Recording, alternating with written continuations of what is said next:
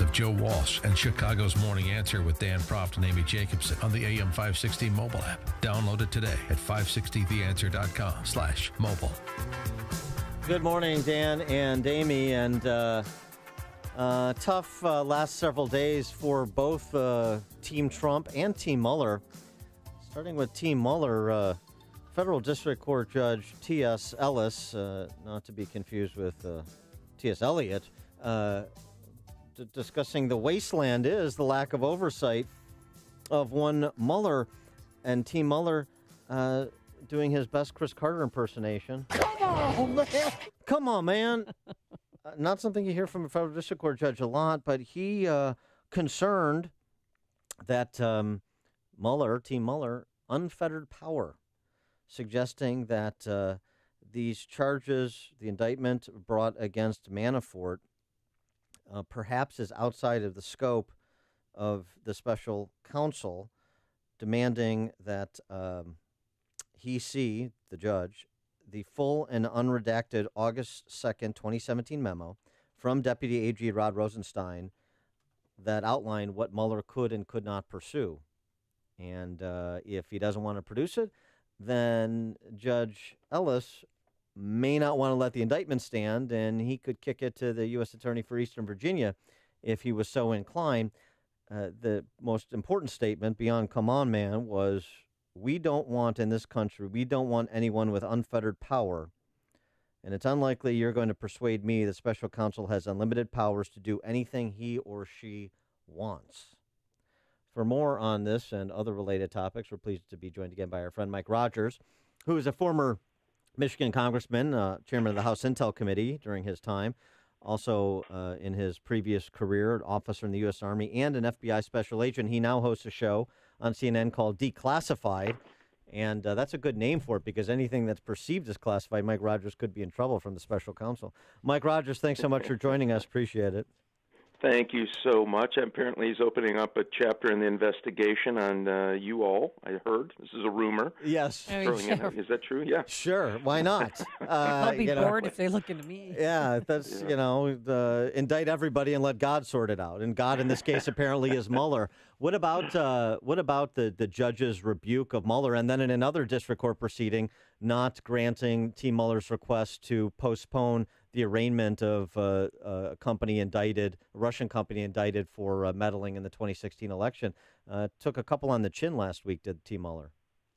I think they did, and it's good for good reason. So I've often said we should let Mueller do the investigation about what the Russians were doing to try to influence the 2016 election. I think that would be a good finding and conclusion. It sure seems like he has veered off into some areas outside of that jurisdictional purpose. And so I was glad to see the court put it back into the, put them back into the, the whatever. I'm having a hard time finding an analogy. That's where you guys are. You guys are supposed to jump in right there and help me. The judge said on Friday, you really don't care about Mr. Manafort. You really care about what information Mr. Manafort can give you to lead to Mr. Trump for his eventual prosecution or impeachment. I mean, when do you think that this is all going to come to a close? Because it's starting to wear on my nerves. Well, you know what? I'm with it, and I do agree. And so even for people who are listeners who are saying, hey, no, this, we hate Trump and we should, kill him and make his life miserable every day, fine and dandy. I mean, the problem is it is the office of the presidency. And if you think about it, this thing has gone along, 2 years practically. Mm-hmm. And I do think that's part of the reason we have these protections of the executive office for just these kinds of things. Because guess what? If this proves to be that thorn all the way through this president's term, it won't matter what party, what president, somebody's going to try to find a way to get these special counsels so that no president has the ability to do what they need to do. And I worry about the precedent we set. I argue as well, let's go, get it over. You've had 2 years, put it out there. If you don't have enough to indict or you can't prove that, then say that too, and that's okay. But this thing dragging on, I'm with you on this. I mean, I get a little worried that it's going on too long. And these are cases that he could have referred, meaning he could have said, oop, I found all these things on Manafort. He shouldn't have done that. I'm going to refer that to whatever district for investigation or decline, but he's taking it clearly. I think this is what the judge is saying, to try to make sure that he can get him to flip. I wonder, as a former House Intel chairman, what you think of the job Devin Nunes has done. He seems to be one of the few that's attempting to exercise some oversight, which is within his purview, and frankly, it's a congressional responsibility, exercise oversight of Department of Justice and Rod Rosenstein, going so far as to sort of suggest the possible impeachment of Rod Rosenstein if he doesn't turn over those documents that Congress has repeatedly requested and to which they are entitled. Yeah, I do believe that the Justice Department needs to turn over the documents. They don't get to make that determination. They don't get to say when or why. If there is a legitimate subpoena, which there is from the committee, they should turn them over. I'm not sure impeachment is the way to do that. I certainly would hold him in contempt, and I'd have a vote in Congress to hold him in contempt.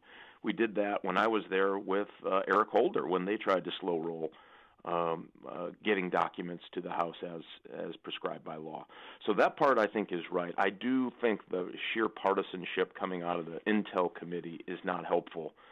There's a lot of things that need to be done, and when you have this kind of political shooting match between the Democrats and Republicans inside the committee, I think good oversight gets lost in that. And then you never know, like, is it right or is it wrong? If you're a Republican, you think it's good. If a Democrat, you think it's terrible, and vice versa. But is it possible to tamp down the partisanship when you have the likes of an Adam Schiff on the other side on that committee?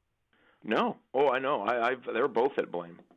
They really both are at blame. I mean, in the beginning, and I've been on TV saying the same darn thing, when they have a classified hearing and they run out to the microphones, and Adam was doing this a lot, where he'd run out to the microphone, he's the Democrat vice chair of the committee, and say, well, I can't tell you what I just saw in the committee, but boy, it sure looks bad for the President of the United States. Well, no, you're not supposed you can't, you're not supposed to be doing that. And then, of course, you can't defend yourself because it's classified, and it was, I thought that was wrong, and that was interjecting a level of partisanship. And then it just kept escalating, and now you've got both of them engaged in this highly charged, very sharp-edged partisan fight. And now you don't know what comes out of that committee. Is it partisan or is it accurate? And all of the other work that happens in the committee that people don't get to see, which is really important, I know is suffering because of it. I just don't think that's healthy. Trump's newest attorney on Team Trump, Rudy Giuliani, he's been on a media blitz. And some are questioning his legal expertise and maybe his sanity. But what do you think of the job that he's done so far? Well, it seemed to me he got out a little ahead of his skis in the start of it. I mean, he wasn't helping his client just by the fact that he had to go back and try to correct the record on all the things he did. I mean, probably not a great idea to not be very well prepared and then go and give an hour-long interview on a national cable TV show. I mean, I just don't think that was the right decision for him to do. So he'll get it back together. I know him personally. He's a very smart guy. He's done very, very well for himself post public life. And, he'll get it back together. I just think that he got a little ahead of himself. And I think the president's weakness is he's just so impetuous. Yes, you're going to go out and you're going to go out and give this message. Let's try that one. Well, that might work if you're, trying to close a real estate deal. It does not work if you're trying to avoid criminal charges. I want to turn to the agency, which you former were employed as a special agent, the FBI. And Lisa Page of the tandem Page and Strzok resigned after the Andy McCabe saga with another Inspector General report from Mr. Horowitz in the offing. You had Jim Kellstrom, a former Assistant Director of the FBI, suggest that from the beginning there's been a fifth column action within the FBI to take down, to derail the Trump presidency. And even some former FBI agents who were inclined to be defenders of Comey when he was fired, didn't like the way that he was fired, certainly concurrent with this book blitz, have started to turn on Comey as sort of an embarrassment who is really reducing the status of the FBI in the American public's mind. What is your take on the FBI's performance under Comey and since with respect to this president, this administration? Well, I tell you, I worked with him when I was chairman for a short period of time. We overlapped. I always dealt with him in a way that I walked away thinking this is an honorable guy. He's always going to try to get it right. And the agents really respected him. He was a supporter of agents of the FBI. And then he decided to tiptoe in and tiptoe out of politics when he started over the whole email bit with Hillary Clinton, where he thought somehow he was the arbiter of all moral condition across the country, and that's a dangerous place to be for an FBI director. And so that's where I thought he got himself in trouble. And this McCabe thing was it's shockingly bad. The two people who resigned, the Schrock and Page, they should have been fired. They had something like 50,000 texts or something they were going through, and I'm thinking, my God, when did they have time to do any work? Right. Those two were doing. I mean, they should have gotten fired for that alone. I'm not sure that they were influential in the decision-making of investigations. They certainly had personal opinions that they should not have been using government equipment to express to each other. And so I think we got to be careful not to say, the whole FBI was corrupt and they were all in on this game. I'm not there yet. What we do know is that McCabe certainly had some ill intentions, and it looks like Comey, I don't know if he had ill intentions.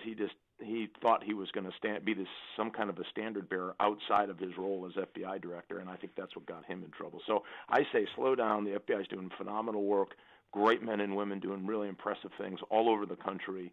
Let's get to the bottom of it, and then we'll make a conclusion. I really don't like this wholesale, even from the president and elected officials saying the FBI is corrupt and it's all done and it's terrible and the whole place is bad, because that will seep into courtrooms and cases and sources and assets. People who are cooperating all over the country. That would be a travesty. Yeah, to an institution. But I'm not sure anybody believes that. I do think there are grave concerns when the senior leadership of the FBI is as politicized and fork-tongued as it's been under Comey and McCabe and some of the others as well. The Wall Street Journal opining over the weekend about Michael Flynn's guilty plea, and they remind that Jim Comey testified before Congress that he didn't believe Michael Flynn was lying to FBI agents. That's what he said before Congress. And then on his book tour, no less than 3 times, he's denied making statements to Congress that he made. When Brett Baer asked him in his interview of Comey, did you tell lawmakers the FBI agents didn't believe former NSA Flynn was lying intentionally to investigators? No, I didn't believe that, and I didn't say it. But he did say it, and he said it before Congress, so this is easily refutable. And you have all these sorts of contradictions with respect to Comey that we're supposed to take as, innocent memory failures, when you have conflicting statements from President Trump that we're supposed to take as evidence of him being the Manchurian candidate. I am completely disappointed with what Comey's doing, and I think the shooting match between Comey and McCabe publicly is awful for the Bureau. And I think the agents get it. I mean, the agents are starting to go, oh, boy, I didn't, who knew all that mess was going on? And I do think it's harmful to the Bureau. It's going to leave a mark. And I wish he would just stop talking and go away. I think he wrote this thing, his emotions were too raw, as one senior FBI guy described it to me, to write it. And he's running around trying to right his ethical ship, and I think it's doing more harm than it is good, not only for him personally, but for the FBI, and neither one of those are good. He is former Republican Congressman from Michigan, Mike Rogers, also a former FBI special agent, U.S. Army officer. He now hosts a show on CNN, Declassified on CNN. Mike Rogers, thanks as always for joining us. Appreciate it. And thanks for lowering your standards and letting me back. I appreciate it. See you later. Talk to you guys. And he joined us on our turnkey.pro answer.